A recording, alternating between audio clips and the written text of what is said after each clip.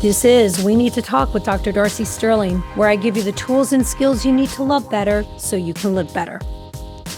If you've ever told yourself you'd scroll for 5 more minutes and suddenly an hour's gone, you're not alone.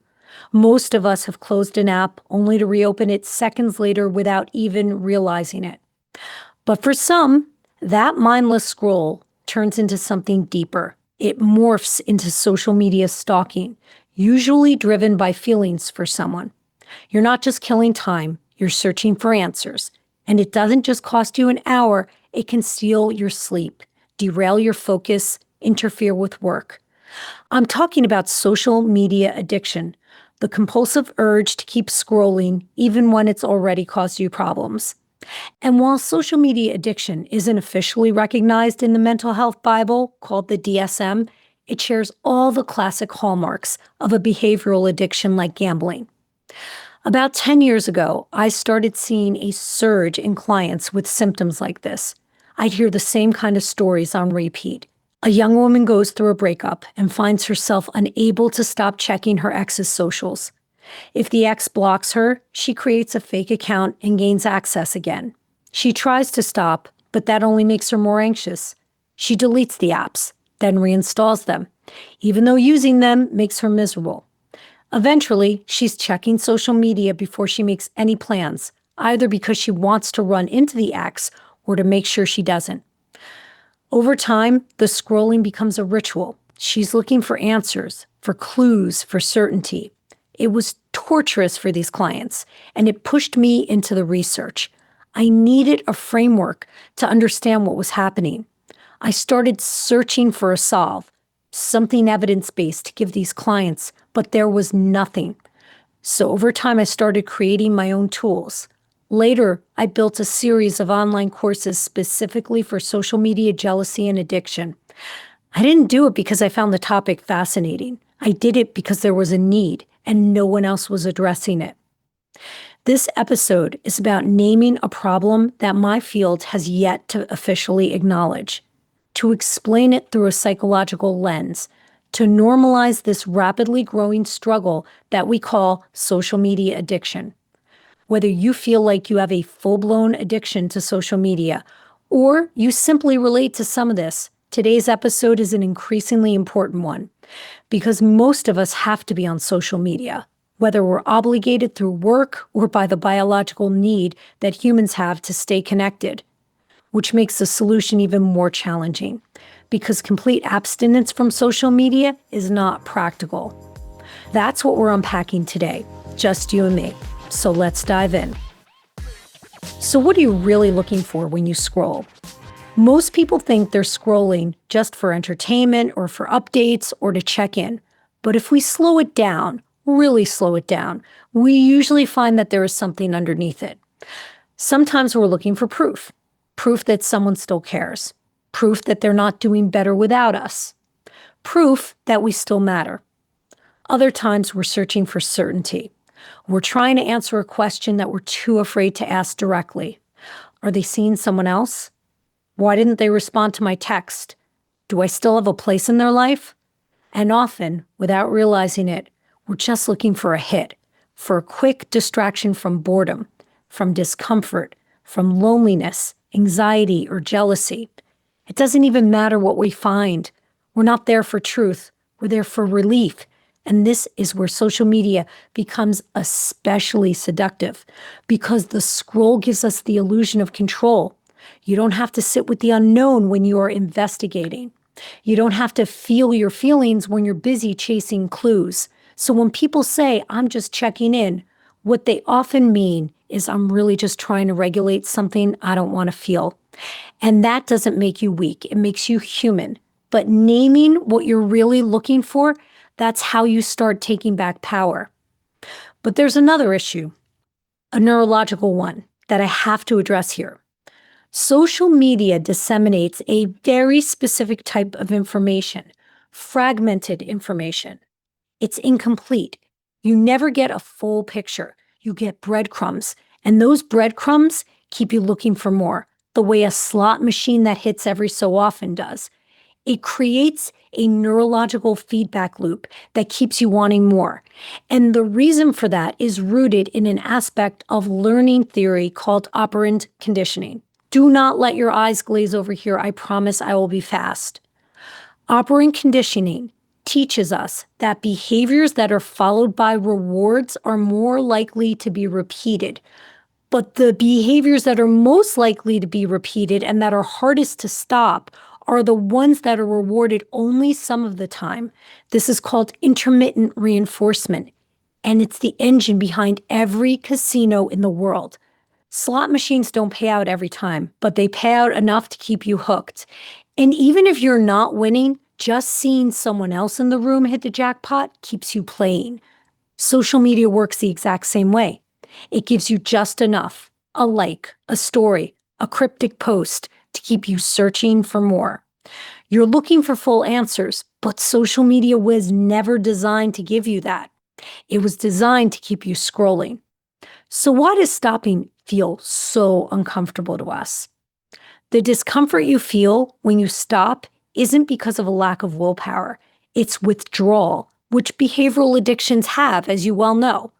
When you scroll, your brain gets a little dopamine hit, and that's your reward chemical. It makes you feel good temporarily. But over time, your brain starts to expect that stimulation. So when you take it away, boom, you're irritable, you're restless, you're anxious, you feel edgy, not because you miss the content, but because your brain is used to being soothed on command, and now it is screaming for a fix that it's gotten used to. But there's more to it than chemistry. For many people, social media is a form of emotional regulation. It's what they use when they're feeling uncomfortable or feeling lonely, insecure, jealousy, or overwhelmed.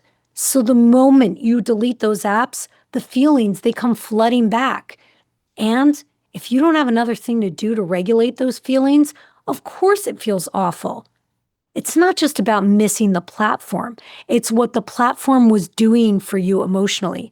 So when people say, I can't stop even though it makes me feel miserable, what they're actually saying is, I don't have another way to deal with what I'm feeling. That is why stopping feels so uncomfortable, because scrolling isn't just a habit, it's a coping mechanism. And until you replace it with something else, your nervous system will fight like hell to get back what it knows.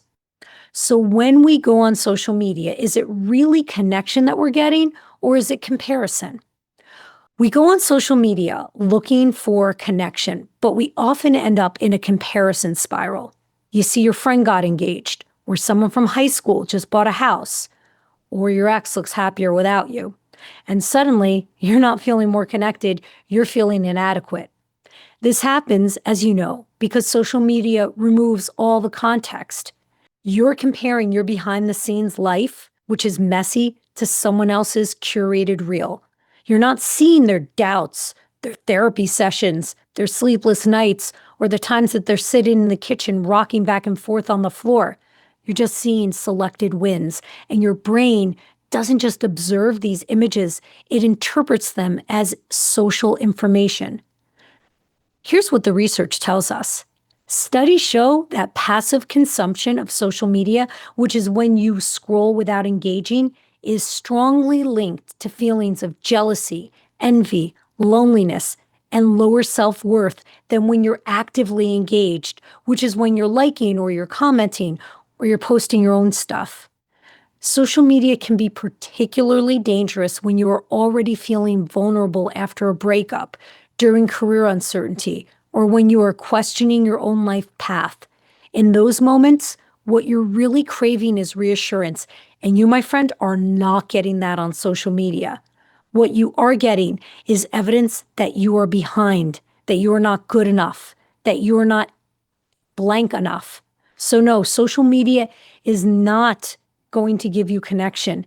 It's giving you a fucked up kind of comparison that's not rooted in truth. But our brains don't know the difference, even if we consciously know that it's all curated. So you ever wonder how much time social media steals from you? Let's talk about the time suck. You think you're just checking in. You open the app while you're waiting online or winding down for the night, and suddenly you are watching your ex's girlfriend's sister's vacation. It feels harmless until you realize that you've just given away 45 minutes of your life, and not to something that nourished you, but to watching someone else perform their life. Trigger alert. The average person spends almost 900 hours a year on social media. That is 40 full days. That is 10 days more than a month. In the US, the average adult spends 2.25 hours a day on social media. That is 15.5 hours a week. So let's call it what it is. It's a hobby or a part-time job, and not a good one. It's not even neutral. It doesn't pay you, and it doesn't give you anything positive. It's engineered to hold your attention by showing you what's most likely to provoke an emotional reaction. And to be clear, it is a negative emotional response that is most likely to keep you engaged. And those are envy, jealousy, outrage, or insecurity. There's an expression in media: if it enrages, it engages. You gotta hear that if you hear nothing else in this conversation. You know, I don't just talk about mental health, I live it. And in my 20s, I built a boutique private practice that reflects the kind of therapy I always needed. It's called Alternatives Counseling, and we are now accepting new clients. If you've ever listened to this podcast and thought, I wish I had someone to walk me through this in real life, that is exactly what we do. We work with individuals and couples, especially high achievers, who are killing it in their careers and want that same success in their personal lives. We help you build deeper, healthier connections without losing yourself in the process. This is evidence-based therapy delivered by licensed therapists who are the best of the best. Change is hard. Doing it alone is harder. Come do the work with us at alternativescounseling.com. So what would it mean if you stopped checking? For a lot of people, the scroll isn't just a habit, it's a ritual, especially after a breakup or during a period of uncertainty in a relationship. Checking someone's socials can feel like the only thread still connecting you to them. It becomes a substitute for closeness, a way to monitor, to decode, to control the unknown. So before I built my courses, when I'd ask clients to stop checking, it often felt to them like I was asking them to let go of the one thing that was giving them a sense of control, or like I was taking away their coping mechanism, or like I was asking them to just sit in their discomfort alone, which is why it didn't work. There is a hidden meaning behind the behavior. To stop checking feels like they're giving up on an ex, or like they're choosing to disconnect from loved ones, or like they're choosing to disconnect from the world. Which is why for so many people, the scroll doesn't just feel like a habit, it feels like survival, because it feels like our world. But even though it feels that way, it doesn't mean it's true. Feelings are not facts, and this therapist is not afraid to tell you that. What is true is this: you're outsourcing your emotional safety to an algorithm. You're looking for closure in a space that was designed to keep you addicted, not informed. And the part of you that is afraid to stop, that's the part that still wants clarity, certainty, and connection, which from the bottom of my heart, I promise you, you are never going to get on social media. Here's what I want you to know. Choosing not to check doesn't mean that you don't care. It means that you're choosing to care about yourself more. That's the pivot. So here comes the million-dollar question. What if you could change your relationship to social media without quitting it? We tend to treat social media like it's all or nothing. Either you're glued to your phone or you're off grid and you delete everything. But for most of us, especially if our work relationships or our loving relationships live online, quitting is not realistic. And here's the good news. You don't have to quit to fix this.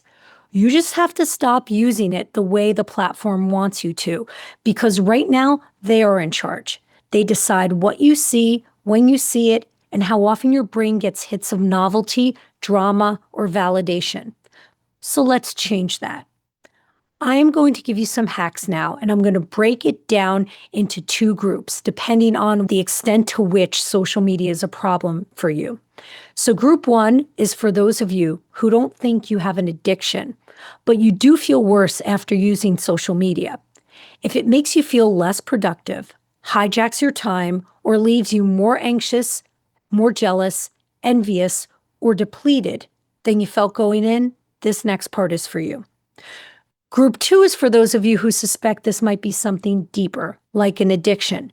If you feel like you can't control how often or long you use it, even though it's led to real-world consequences in your life, and you still can't stop, I've got tools for you. Hang tight, I'm coming for you right after this. Here comes group one hacks. First, I want you to go on your normal social media account tonight, and I want you to use it the way you normally would. No restrictions. Use it just the way you always do. And when you're done, I want you to write down two terms: happiness score and discomfort score. Start by rating how happy you are right after you use social media on a scale from 0 to 10. 0 is neutral on happiness. 10 is the most happy you can imagine being. Then I want you to do the same thing for your discomfort score. 0 is neutral on discomfort. 10 is the most discomfort you can imagine feeling. That's step one. Step two, set up a Finsta, which is a fake Instagram account, one that you're going to use as a replacement for your normal account for doom scrolling during this experiment. And the experiment's going to be 2 weeks. Now, I understand that if you have to use it for work, you have to use it for work. But I'm talking about all the stuff you do on your time.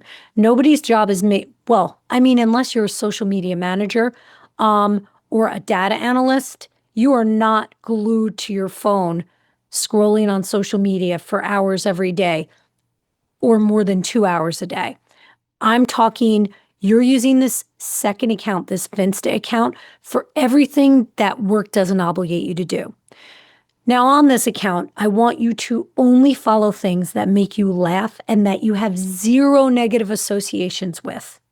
I did this earlier this year. I started by following all my favorite comedians because I wanted to laugh every time I went online. I committed to only following comics for 2 weeks. Then I added in some high school friends. Now remember, I am out of high school for as many years as many of you are alive. Seeing their world does not provoke envy in me anymore. And it's not because I'm successful and living the dream. Believe me, it used to. And if it provokes envy in you, I want you to pick a different category. My third category was dance because I've trained as a dancer most of my adult life. I had no idea that there were all these dance influencers making content to turn me into a better dancer. None of it made me feel envy. None of it made me feel less than. I found it intriguing. It filled gaps in my understanding that I guess my teachers just weren't able to articulate. Then I added in music. I love music, and I recently started learning how to play the drums. And there are countless teachers who want to teach me how to improve my skills. That is all I follow on IG. I follow a few news sources, but believe me, when they start to make me feel negative, I don't hesitate to unfollow them. Step 3, when you go on this new account, you no longer passively consume media. Whenever you go on, you have to like, comment, save, or share some of the information that you're seeing. I am telling you, the research says that if you actively participate, you're less likely to feel envy, loneliness, jealousy, or generally like a fucking failure. Now do this for 2 weeks. After 2 weeks, I want you to use your new Instagram account for a couple of hours, then rate your happiness score again and your discomfort score again, just like you did in step 1. If this doesn't at least decrease your discomfort from using social media, I will literally give you a free therapy session. And that is how sure I am that it's going to work. Now, for those of you who worry that social media might be a deeper problem, I'm going to be honest. I was planning to summarize a few key tools from my course, Social Media Jealousy RX, but the truth is, it's too comprehensive for a podcast episode, and honestly, it would be too deep in the weeds. And to give you a watered-down version just wouldn't serve you. What would serve you is the actual course, which I'm going to make available to you for the next 2 weeks from the date this episode drops. After that, it goes offline again. It is a 7-week program that I built for people who feel stuck in a cycle of social media, whether that shows up as jealousy, anxiety, shame, feeling less than, or just an inability to stop scrolling when you know it's hurting you. And please don't get hung up on the word jealousy in the title. It could just have easily been called Social Media Addiction RX, because the core issue isn't what emotion you feel. It's that you're having a negative emotional responses and you still can't stop. So here's what I'm offering you. You, my listener, you get 5 friends to follow the podcast, and I will give you the course for 50% off. The course normally sells for $297, but with the code 5FRIENDS, you will get it for $148.50. That's it. No screenshots, no proof. I'm trusting you. Use code 5FRIENDS at checkout. I will link everything in the show notes for you. And if you don't want to track down 5 friends, that is totally fine. Just skip the code and you'll be charged the full price. Either way, I'm never going to know the difference, because the point of this is not to sell you a course. It's to give you a solution. Here's the bottom line. We live in a world where abstaining from social media is about as realistic as trying to abstain from food if you have a food addiction. You can't just quit, so you have to learn how to use it in a way that puts you back in control. You don't need to go off grid. You just need tools to use it properly. Because if you're not using social media in a mindful way, social media is going to use you. We Need to Talk with Dr. Darcy Sterling is a Sterling Standard production. Editing and sound engineering is by Bart Migal. Our theme music is by Trending Music. Special thanks to Amanda Christiani, Robin Gentian, and Inez Goop. If you enjoyed this show, show me some love and share it with a few friends. We'll be back on Tuesday with another episode packed with the relationship, dating, and mental health hacks you've come to expect. References are always linked in the show notes. I'll see you soon.